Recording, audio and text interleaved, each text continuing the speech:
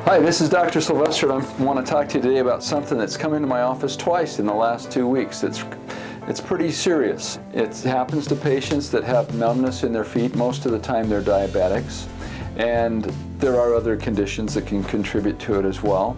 Both of these patients had developed swelling and redness and warmth in their foot, and so one went to an emergency room and one went to an urgent care doctor. They got x-rays, they got some blood tests, and were told they had an infection, and because the foot was red and swollen. Now, they didn't have any sores on their feet where the infection could get inside, but sometimes you can get infections through the bloodstream, but that's what they were diagnosed with, and they were given antibiotics. Now, they were also asked to schedule an appointment with a podiatrist, and so they came to see me. Well, both these patients, I looked at them and evaluated them, and they had something that was much more serious than an infection and had nothing to do with an infection. When you have numbness and you have reasonably good circulation in a foot, you can develop what's called neuroarthropathy. And there's another name for it called Charcot foot. Charcot was a neurologist in France.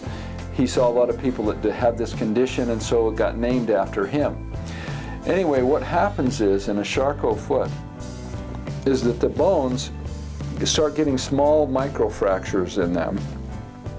And so as a result of these fractures, the foot starts to swell, and it starts to get red, and it starts to, sometimes it hurts. A lot of times it doesn't, because the patient doesn't have very good nerve function. But what happens eventually is the foot can eventually collapse. Now, fortunately, both these patients came in early before their foot collapsed, and so we were able to hopefully arrest the process with a series of treatments. But if you have diabetes and numbness and you start to get a red, swollen foot, do not walk on it, and find yourself a really good podiatrist and get that checked out for Charcot feet. Don't assume that just because it's red and swollen and you have diabetes, you have an infection. That's not necessarily the case. It can be, but a lot of times it's very easy to misdiagnose and has very serious consequences unless it's treated early and aggressively. So thank you very much for listening. Watch out for that red foot.